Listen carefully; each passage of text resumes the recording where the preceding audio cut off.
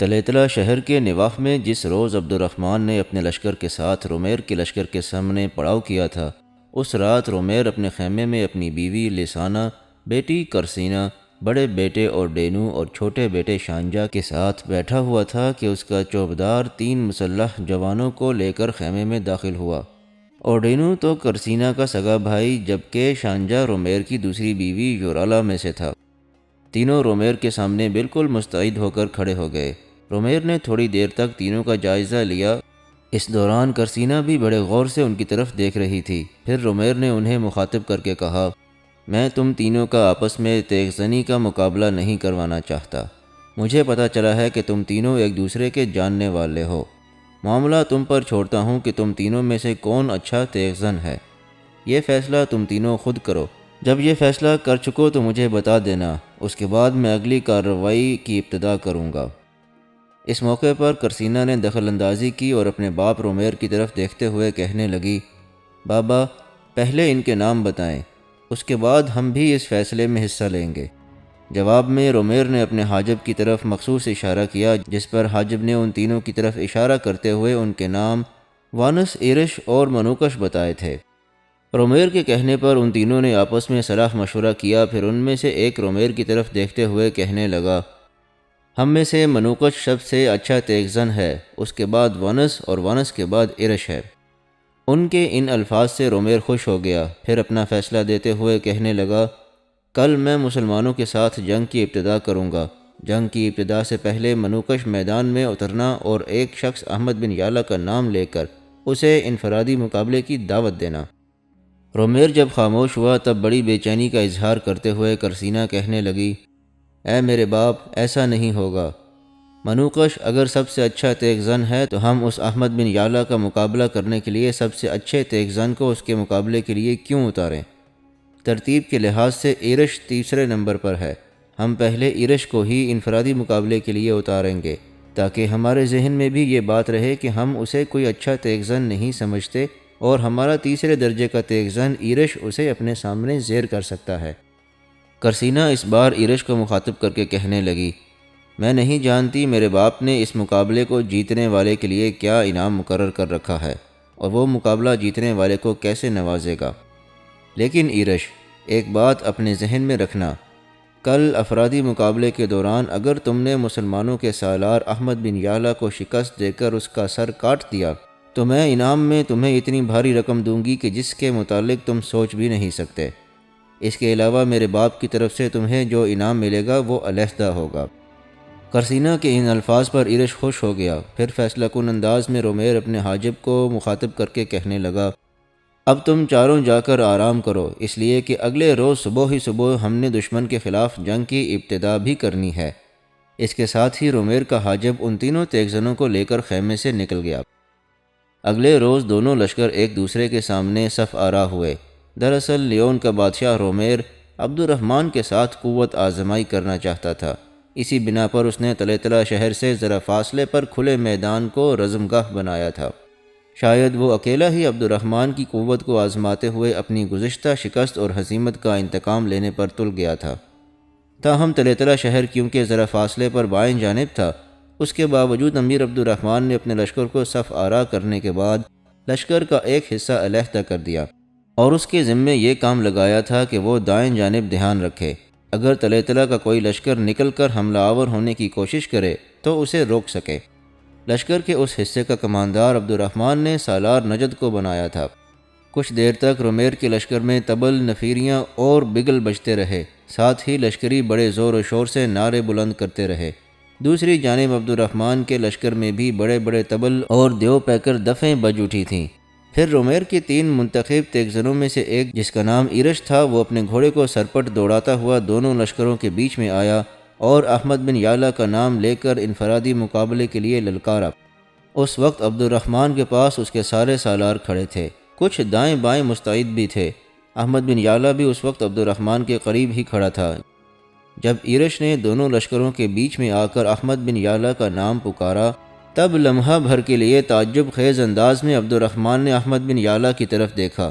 اس کے بعد اس کی نگاہیں دونوں لشکروں کے درمیان ایرش پر جم گئی تھیں، یہاں تک کہ احمد بن یالا نے عبد الرحمن کو مخاطب کیا، امیر، اس نے میرا نام لے کر انفرادی مقابلے کے لیے بلایا ہے، سو مجھے ہی اس کے لیے نکلنا ہوگا۔ اس کے ساتھ ہی احمد بن یعلا نے اپنے گھوڑے کو ایڑ لگائی اور میدان کے وسطی حصے کی طرف بڑھا۔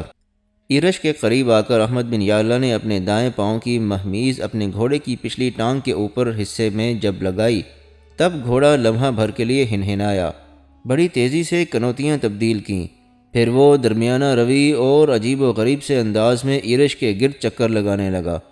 انہی چکروں کے دوران احمد بن یعلا نے ایرش کو مخاطب کیا، انفرادی مقابلے کے لیے پکارنے والے، یہ تو بتا کہ تیرا نام کیا ہے؟ ایرش نے بڑے غور سے احمد بن یعلا کی طرف دیکھا، پھر کہنے لگا، یہ کیا بزدلوں کی طرح میرے سامنے چکر لگانے لگے ہو؟ اپنے گھوڑے کو میرے سامنے روکو، پھر میرے ساتھ گفتگو کا آغاز کرو۔ ایرش کے ان الفاظ کا احمد نے تاؤ نہیں کھایا، وہ اس کے سامنے آیا، ایک بار پھر دائیں پاؤں کی مہمیز اپنے گھوڑے کے پیٹ کے قریب لگائی۔ جواب میں گھوڑا فضا میں الف ہوا، بری طرح ہنہنایا۔ اس کے بعد کھا جانے والے انداز میں ایرش کی طرف دیکھتے ہوئے احمد بولا، اب بتا تیرا نام کیا ہے؟ ایرش نے اپنے سامنے اپنی تلوار اور ڈھال رکھی اور کہنے لگا، نام میرا ایرش ہے۔ احمد کہنے لگا، تو نے میرا نام کہاں سے جانا، جس کی بنا پر میرا نام لے کر تو نے مجھے مقابلے کے لیے للکارا ہے؟ ایرش کہنے لگا، کیا تیرا نام لینا گناہ ہے؟ اور پھر تجھ پر تو رومیر کی بیٹی کرسینا کا قرض بھی ہے، تو اس کا گھوڑا اور قیمتی اشیاء لے اڑا تھا، اس نے تہیا کیا ہوا تھا کہ وہ تمہیں قتل کرائے گی، اس نے اب میرا انتخاب کیا ہے تاکہ میں اس کی رضامندی اور اس کی خوشنودی کے لیے تیرے ساتھ انفرادی مقابلہ کروں اور تیرا سر کاٹ کے اس کے سامنے پیش کروں، اس لیے کہ رومیر کی بیٹی کرسینا تیرا سر مانگتی ہے۔ ایرش کے ان الفاظ پر احمد نے ایک قہقہہ لگایا اور پھر کہنے لگا، تم اور تمہارا بادشاہ رومیر دونوں مجھے پاگل لگتے ہو۔ رومیر کی بیٹی کو میں نے دیکھ رکھا ہے، وہ ابھی نوعمر ہے، تاہم اپنے بچپنے سے نکل کر شباب کی حدود میں داخل ہو چکی ہے، ایسی لڑکیاں سر نہیں بر مانگتی ہیں۔ احمد کے ان الفاظ پر ایرش بھیڑیے کی طرح بھڑک اٹھا، غصے کا اظہار کرتے ہوئے کہنے لگا، تو بکواس کرتا ہے، ایسے الفاظ استعمال کر کے تو ہمارے بادشاہ کی بیٹی کرسینا کی توہین کر رہا ہے، اس نے تیرا سر مانگا ہے اور میں نے ہر حال میں تیرا سر کاٹنا ہے۔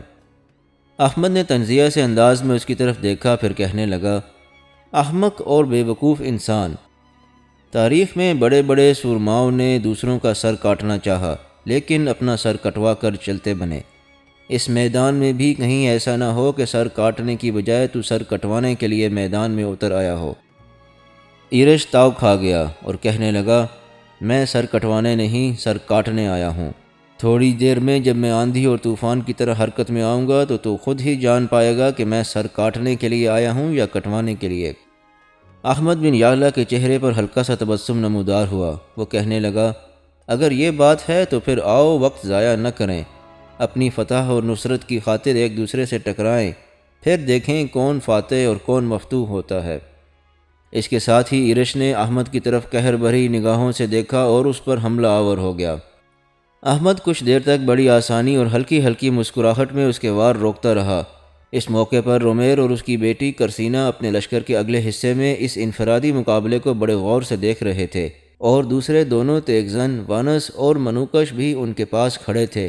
اس موقع پر کرسینا نے اپنے باپ رومیر کو مخاطب کیا، اے میرے باپ، لگتا ہے یہ ایرش اپنے مد مقابل کا سر آسانی سے کاٹ لے گا، اس لیے کہ آپ دیکھ رہے ہیں کہ ایرش بڑھ چڑھ کر حملہ آور ہو رہا ہے، جبکہ اس کا مقابل صرف اپنے آپ کو دفاع تک محدود رکھے ہوئے ہے۔ کچھ دیر تک دفاعی حالت اختیار کرنے کے بعد اچانک انقلاب رونما ہوا۔ احمد بن یعلا نے کئی مرتبہ اللہ اکبر کے نعرے بلند کیے اور حملہ آور ہو گیا۔ احمد بن یعلا کے تیز حملوں کے سامنے ایرش زیادہ دیر تک نہ ٹھہر سکا، اس نے جارحیت ترک کر دی اور دفاع پر اتر آیا۔ اس کے بعد احمد کے تیز حملوں سے بچنے کے لیے وہ اپنے گھوڑے کو دائیں بائیں اور آگے پیچھے کرنے لگا۔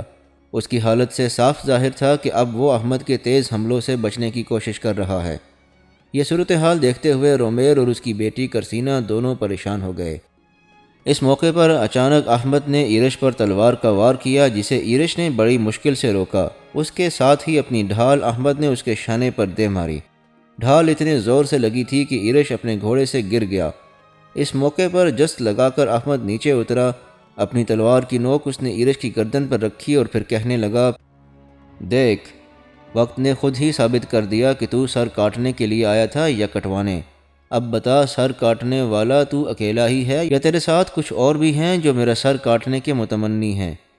اس پر بڑی بے بسی کا اظہار کرتے ہوئے ایرج کہنے لگا، رومیر اور اس کی بیٹی کرسینا نے 3 تیگزنوں کا انتخاب کیا تھا، ان تینوں میں سے ایک میں ہوں، باقی 2 کے نام وانس اور منوکش ہیں۔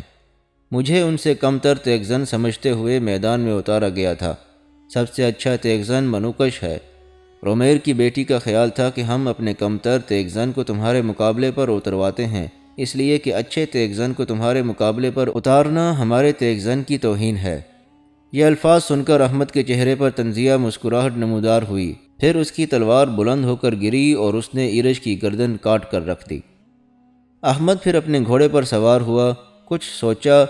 ڈھال اس نے اپنی زین کے ساتھ باندھ دی تھی۔ زین کے بائیں جانب اس کا لوہے کا لمبا نیزہ تھا، اس پر اس نے اپنے بائیں ہاتھ کی گرفت کر لی تھی۔ پھر اس نے اپنا تلوار والا ہاتھ فضا میں بلند کیا اور ایک ساتھ اس نے منوکش اور وانس کا نام لے کر دونوں کو بیک وقت مقابلے کی دعوت دی۔ کرسینا کا چہرہ ابھی تک غم اور دکھ میں لٹکا ہوا تھا، اس کی گردن جھکی ہوئی تھی۔ جب احمد نے بیک وقت باقی 2 تیگزنوں کو بھی انفرادی مقابلے کے لیے پکارا تب کرسینا چونکی، عجیب سے بے بسی کے انداز میں اپنے باپ رومیر کی طرف دیکھا، پھر کہنے لگی، اے میرے باپ، شروع میں یہ شخص کیسا بھولا بھالا اور میمنہ دکھائی دے رہا تھا، لیکن بعد میں اس نے اپنے مصنوعی پن کا چوغا اتارا، اپنی اصلیت پر اترا اور لمحوں کے اندر اس نے ایرج کو موت کے گھاٹ اتار دیا۔ اب باقی دونوں کو مقابلے کے لیے للکار رہا ہے۔ منوکش اور وانس دونوں ابھی تک شش و پنج میں کھڑے تھے، وہ ابھی تک مقابلے کے لیے نہیں نکلے تھے۔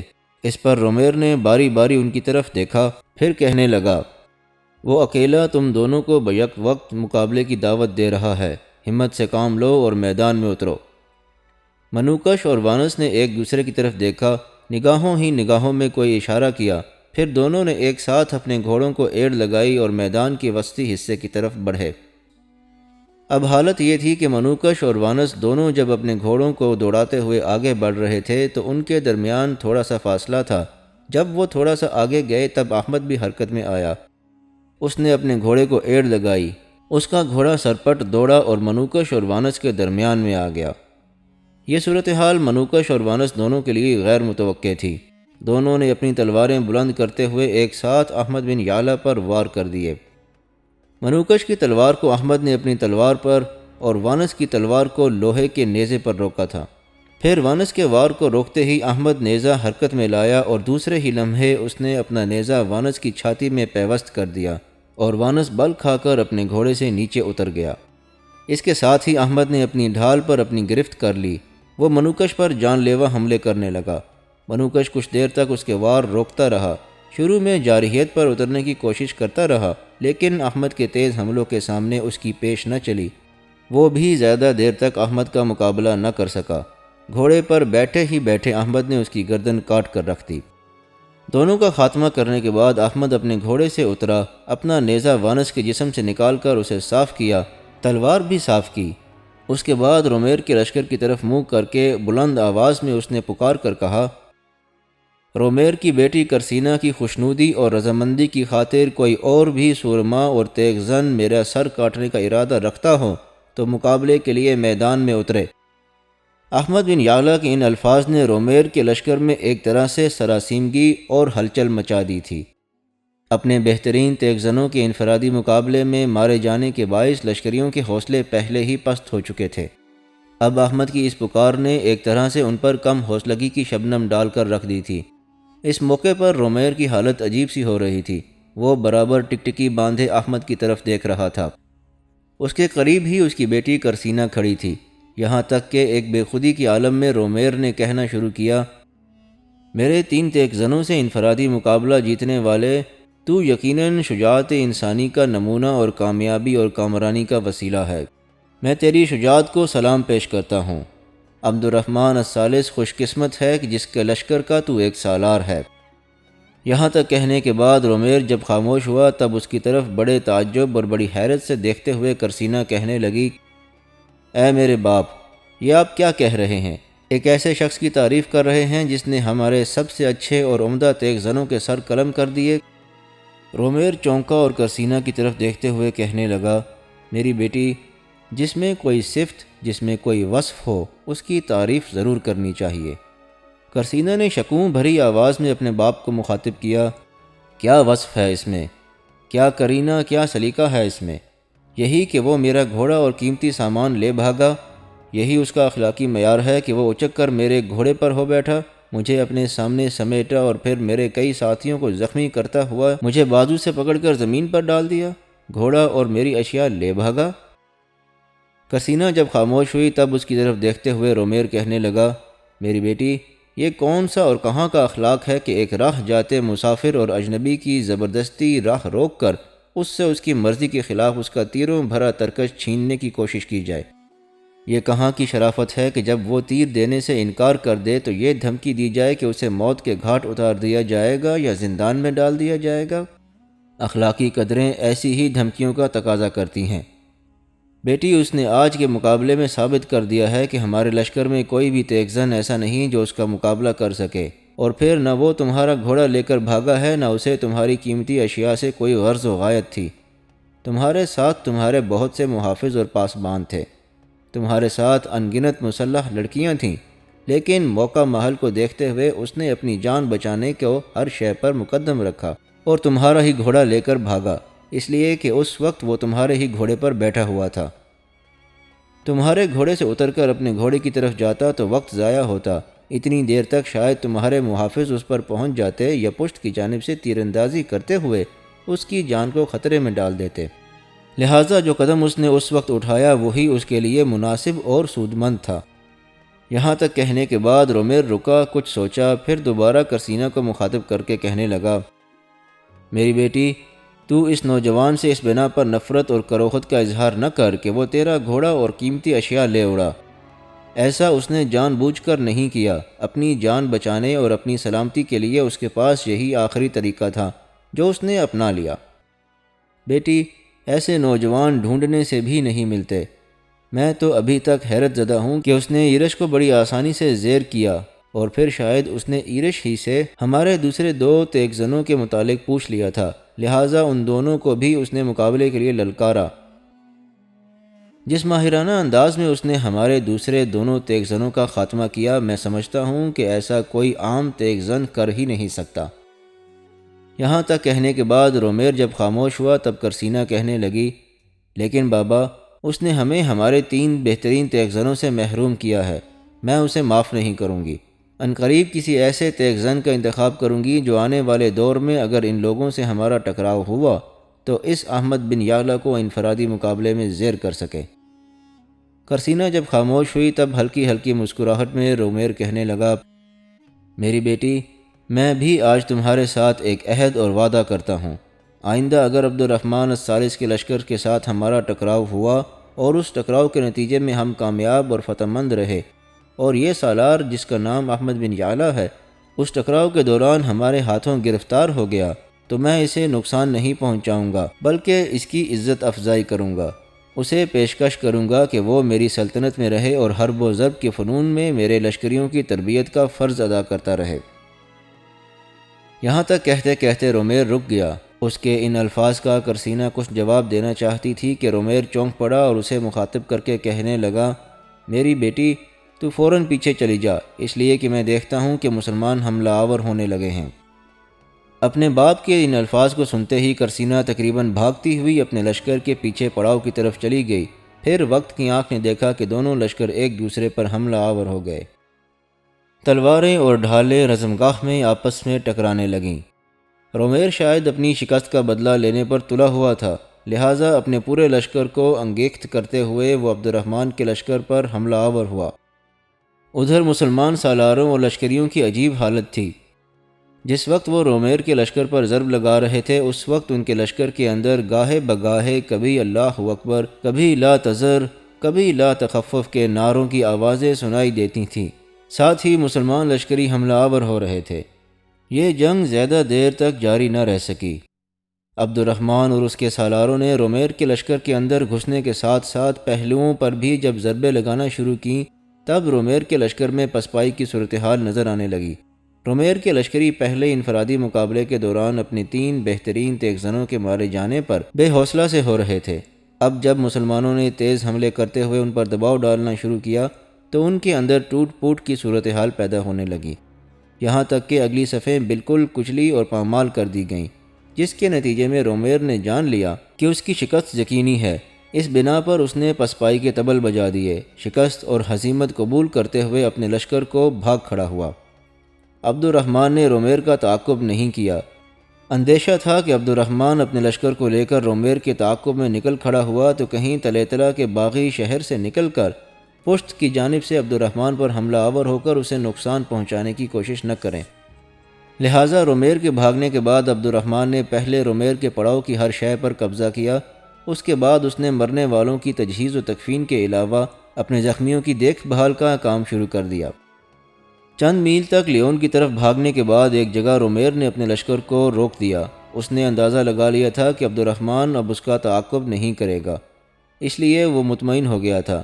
لشکر کو روکنے کے بعد اس نے اپنے لشکریوں کو ان زخمیوں کی دیکھ بھال کرنے کا حکم دے دیا جو اپنے گھوڑوں پر سوار ہو کر بڑی دقت اور بڑی تکلیف کے احساس میں سفر کر رہے تھے۔ جس وقت زخمیوں کی دیکھ بھال ہو رہی تھی اس وقت کرسینہ اس جگہ آئی جہاں اس کا باپ رومیر، اس کی ماں یسانہ، بڑا بھائی اور ڈینو، چھوٹا بھائی شانجہ کھڑے ہوئے تھے۔ سب اداس اور پریشان تھے۔ اس موقع پر کرسینہ نے بڑے دکھ بھرے انداز میں اپنے باپ رومیر کو مخاطب کرتے ہوئے پوچھا، بابا کیا بات ہے کہ جب ہم ان مسلمانوں سے ٹکراتے ہیں شکست اور ہزیمت ہمارا ہی مقدر بنتی ہے؟ وہ وقت کب آئے گا جب ہم ان سے اپنی شکستوں کا انتقام لینے میں کامیاب ہو جائیں گے؟ رومیر پہلے ہی بڑا پریشان اور فکرمند تھا۔ اپنی بیٹی کے اس استفسار پر اس کے چہرے پر تلخ سی مسکراہٹ نمودار ہوئی۔ پھر وہ اپنی بیٹی کو مخاطب کر کے کہنے لگا، میری بچی، ابھی تو چھوٹی عمر کی ہے، بالغ ہے، تجھے زندگی اور زیست کا تجربہ نہیں ہے۔ ابھی تو اپنے بچپنے سے نکل کر شباب کی حدود کو چھو رہی ہے، اور تو نہیں جانتی کہ جب 2 لشکر آپس میں ٹکراتے ہیں تو دونوں میں سے کسی کے دامن میں فتح آتی ہے، کسی کی جھولی میں ہزیمت کے سکے گرتے ہیں۔ لیکن میری بیٹی، وقت ایک سا نہیں رہتا۔ آج اگر ہمیں مسلمانوں کے مقابلے میں پسپائی اور شکست کا سامنا کرنا پڑ رہا ہے تو عنقریب ایسا وقت بھی آ سکتا ہے کہ یہی پسپائی اور ہزیمت ہم ان مسلمانوں کا مقدر بھی بنا سکتے ہیں۔ اپنی بیٹی کرسینہ کو مخاطب کرتے ہوئے رومیر مزید کچھ کہنا چاہتا تھا کہ اسی موقع پر رومیر کے لشکر میں کچھ مخبر داخل ہوئے اور انہوں نے رومیر کو یہ المناک خبر سنائی کہ اس کے بھائی افونش نے گوشہ گیری اور رہبانیت کی زندگی ترک کر کے ایک بار پھر شہنشاہ ہونے کا اعلان کر کے تاج و تخت پر قبضہ کر لیا ہے۔ یہ خبر سن کر رومیر ہی نہیں، اس کی بیوی یسانہ، بیٹی کرسینہ اور دونوں بیٹوں اور ڈینو اور شانجہ کے پاؤں تلے سے بھی زمین نکل کر رہ گئی۔ سب کا رنگ پیلا ہو گیا تھا۔ اس موقع پر رومیر کی بیوی یسانہ بڑے کرب خیز انداز میں رومیر کی طرف دیکھتے ہوئے کہنے لگی، اب کیا ہوگا؟ اس موقع پر کرسینہ بھی اپنے باپ رومیر کو مخاطب کر کے کچھ کہنا چاہتی تھی کہ اس سے پہلے رومیر بول اٹھا، اس میں پریشانی اور فکرمندی کی کوئی بات نہیں ہے۔ میرے خیال میں افونش کو کچھ لوگوں نے بھڑکایا ہوگا کہ اس نے تاج و تخت چھوڑ کر رہبانیت اختیار کر کے غلطی کی ہے۔ میرے خیال میں اسی اکساہٹ میں آ کر اس نے رہبانیت ترک کر کے اور جذباتی فیصلہ کرتے ہوئے تاج و تخت پر قبضہ کر لیا ہوگا، لیکن وہ اس پر جم کر بیٹھ نہیں سکتا، اس لیے کہ عسکری قوت ساری کی ساری میرے پاس ہے اور مجھے امید ہے کہ جب میں لیون پہنچوں گا، اس کا محاصرہ کروں گا تو وہ زیادہ دیر تک مزاحمت نہیں کر سکے گا اور میں اسے اپنے سامنے بے بس کر کے ایک بار پھر لیون کا حکمران بننے میں کامیاب ہو جاؤں گا۔ رومیر کی اس گفتگو سے اس کی بیوی، دونوں بیٹے اور کرسینہ بھی کسی حد تک مطمئن ہو گئے تھے۔ زخمیوں کی دیکھ بھال کرنے کے بعد رومیر نے وہاں وقت ضائع نہیں کیا۔ اس نے فوراً اپنے لشکر کا پڑاؤ ہٹایا اور ایک بار پھر لیون کی طرف پیش قدمی کرنا شروع کر دی۔ اس کی آمد کا سن کر اس کا بھائی افونش لیون میں کلہ بند ہو کر بیٹھ گیا، لیکن رومیر نے آتے ہی اس کا محاصرہ کر لیا اور اس سختی اور شدت کے ساتھ حملے کیے کہ افونش کے مقابلے میں رومیر ہی فتح مند رہا۔ افونش کو گرفتار کر لیا گیا۔ اس کے ساتھ وہ چچا زاد بھائی بھی گرفتار ہو گئے جنہوں نے افونش کو رہبانیت اور گوشہ گیری سے نکال کر تخت و تاج کی طرف لانے میں اہم کردار ادا کیا تھا۔ رومیر نے اپنے بھائی افونش کو اندھا کر دیا تاکہ آنے والے دور میں وہ پھر کبھی اس کے لیے مصیبت کا باعث نہ بنے۔ جہاں تک اپنے چچا زاد بھائیوں کا تعلق تھا تو ان سب کی آنکھوں میں بھی اس نے سلائیاں پھروا کر انہیں بھی بینائی سے محروم کر دیا۔ اس طرح رومیر ایک بار پھر لیون کے تخت و تاج کا مالک بن گیا۔ رومیر کے شکست اٹھا کر بھاگ جانے کے بعد طليطلہ کے لوگوں نے شہر میں محصور ہو کر امیر عبد الرحمن کا مقابلہ کرنے کا تہیہ کر لیا تھا۔ وہ یہ خیال کرتے تھے کہ طليطلہ شہر کی فصیل ان فصیلوں میں سے ہے جنہیں لوہا لاٹ فصیل خیال کیا جاتا ہے، لہٰذا اس فصیل کو عبور کر کے کسی بھی صورت عبد الرحمن فتح اور کامرانی سے ہمکنار نہ ہو سکے گا۔ دوسرے طليطلہ کے باغیوں کو یہ بھی امید تھی کہ عبد الرحمن کے لشکر میں بھانت باندھ کے لوگ تھے، اور جب طليطلہ شہر کا محاصرہ طول پکڑے گا تو لشکر کے اندر ایک افراتفری اور بے چینی کی صورتحال ہو جائے گی۔ اس بنا پر عبد الرحمن محاصرہ ترک کر کے واپس جانے پر مجبور ہو جائے گا، اس لیے کہ عبد الرحمن کے لشکر میں پرانے مسلمانوں کے علاوہ بہت سے نو مسلم بھی داخل ہو چکے تھے۔ ان میں سیلافی، فرینک، لومبرگ اور اس طرح کی بہت سی نسلوں کے نو مسلم جنگجو شامل تھے۔ دراصل یہ وہ لوگ تھے جن کو یونانی اور وینس کے بردہ فروش بچپن میں پکڑ کر لاتے تھے اور کرتبہ کے امیر کے ہاتھوں فروخت کر دیتے تھے، جہاں انہیں مسلمان بنا کر ان کی بہترین تعلیم و تربیت کی جاتی تھی۔ یہ زرخرید اسلام قبول کرنے اور تعلیم یافتہ ہونے کے بعد بڑے شائستہ، بڑے مہذب اور مسلمانوں کے امیر کے سچے وفادار ثابت ہوتے تھے۔ یہ ایشیا کے انہی لوگوں سے ملتے جلتے تھے جنہیں شیر دل صلاح الدین ایوبی اور مصر کے سلطان رکن الدین اور ان کے جانشینوں نے بطور محافظ دستوں کے بھرتی کیا تھا، اور تاریخ میں مملوک کے نام سے تعبیر کیے جاتے تھے، اور یہی وہ مملوک تھے جو عزت اور ناموری میں بڑے بڑے حکمرانوں سے بھی آگے بڑھ گئے تھے، جنہوں نے سلاطین مصر اور شام کی عظمت کو اپنے پیچھے چھوڑ دیا تھا۔ یہی حالت امیر عبد الرحمن الثالث کے زرخرید غلاموں کی بھی تھی، جو اس کے ہاتھوں مسلمان ہوئے اور جن کی اس نے بہترین تربیت کی۔ یہ طليطلہ کے باغیوں کی خوش فہمی تھی کہ عبد الرحمن کے لشکر میں کیونکہ بھانت باندھ کے لوگ ہیں، لہٰذا محاصرے کی طوالت کو برداشت نہیں کر سکیں گے، جبکہ عبد الرحمن کا اصول سلطنت بڑا بے مثال اور کامیاب تھا۔ اس کا نظام کچھ اس طرح سے تھا کہ حکمرانی کا اقتدار وہ اپنے ہاتھ میں رکھتا تھا، عام نظم و نسق اپنے امراء اور سالاروں کے ذریعے کرتا تھا، جن کے عروج اور ترقی کا باعث وہ خود ہوتا تھا۔ سالار مقرر کرنے میں وہ حد درجے کی احتیاط کرتا تھا، انہیں بڑی فوقیت دیتا تھا جنہوں نے اعلیٰ پائے کی خدمات انجام دی ہوتی تھیں۔ اکثر حکمران بڑے بڑے صاحب ثروت امراء کو سالار مقرر کرتے تھے، لیکن ان کے برخلاف امیر عبد الرحمن کسی کو ترقی دینے، کسی کو اعلیٰ عہدے پر مقرر کرنے کے لیے صرف اس کی قابلیت اور لیاقت کو نگاہ میں رکھتا تھا۔ عبد الرحمن نے طليطلہ شہر کا محاصرہ کر لیا، اور طليطلہ والوں کا یہ خام خیال تھا کہ امیر محاصرے کی طوالت سے تنگ آ کر واپس چلا جائے گا۔ شہر کی فصیل بڑی مضبوط اور مستحکم تھی، لہٰذا اس مفرور شہر کو یہ وہم تھا کہ اس فصیل کی وجہ سے امیر ان پر قابو نہیں پا سکے گا، لیکن ان کا یہ اندازہ غلط تھا، اس لیے کہ اس سے پہلے انہیں ضعیف الارادہ سپہ سالاروں سے پالا پڑا تھا، مگر عبد الرحمن ان سے مختلف تھا۔ وہ انتہا درجے کا اولو العزم تھا، اور جس پر حملہ آور ہوتا تھا اسے اس کے انجام تک پہنچنے سے پہلے چھوڑتا نہیں تھا۔ چنانچہ طليطلہ کے باغیوں کی حوصلہ شکنی کے لیے اس نے سب سے پہلا قدم یہ اٹھایا کہ طليطلہ کا محاصرہ کرنے کے ساتھ طليطلہ کے قریب ہی جو کوہستانی سلسلہ تھا، اس کے اوپر اس نے بڑی تیزی کے ساتھ ایک شہر بسانا شروع کیا۔ اس شہر کا نام ہی اس نے الفتح رکھا۔ شہر کے لوگوں نے جب دیکھا کہ عبد الرحمن تو ان کے اطراف میں بڑا پختہ کام کر رہا ہے، اور یہ کہ اس نے اپنے لشکریوں کی رہائش اور اپنے قیام کے لیے ان کے قریب ہی ایک کوہستانی سلسلے کے اوپر چند دنوں کے اندر ہی ایک خوبصورت شہر آباد کر لیا ہے اور اس کا نام بھی الفتح رکھ لیا ہے، اس سے انہوں نے اندازہ لگا لیا کہ وہ طليطلہ کو فتح کیے بغیر ٹلے گا نہیں۔ امیر عبد الرحمن نے شہر پر حملہ آور ہو کر شہر کے مسلمانوں کو نقصان نہیں پہنچایا، بلکہ اس نے اس شدت کے ساتھ شہر کا محاصرہ کیا کہ محاصرے کی صعوبتوں سے لوگ تنگ پڑ گئے، جبکہ خود عبد الرحمن قریبی کوہستانی سلسلے کے اندر اپنے نئے آباد کردہ شہر میں بیٹھ کر شہر کے محاصرے کے انتظامات مکمل کرتا رہتا تھا۔ اس شدت کے محاصرے نے آخرکار رنگ لانا شروع کیا، اور انجام کار طليطلہ کے لوگ فاقہ مستیوں سے تنگ آ گئے، اور ان کی جنگ آوری کا سارا جوش اور ولولہ دھیما اور ماند ہو کر رہ گیا۔ آخرکار طليطلہ کے لوگوں نے عبد الرحمن کے سامنے ہتھیار ڈال دیے، اور عبد الرحمن ایک فاتح کی حیثیت سے طليطلہ شہر میں داخل ہوا۔ شہر کے باغیوں کا خاتمہ کرنے اور شہر کو اپنی سلطنت میں شامل کرنے کے بعد عبد الرحمن الثالث کی سلطنت وہیں تک پہنچ گئی تھی جہاں اس سے پہلے اس کے اجداد میں سے عبد الرحمن الداخل نے سلطنت کو وسعت دی تھی۔ عبد الرحمن الثالث نے چند روز تک طليطلہ شہر میں قیام کیا، نظم و نسق درست کر کے وہاں اپنا والی مقرر کیا، اور اس کے بعد وہ کرتبہ کی طرف چلا گیا۔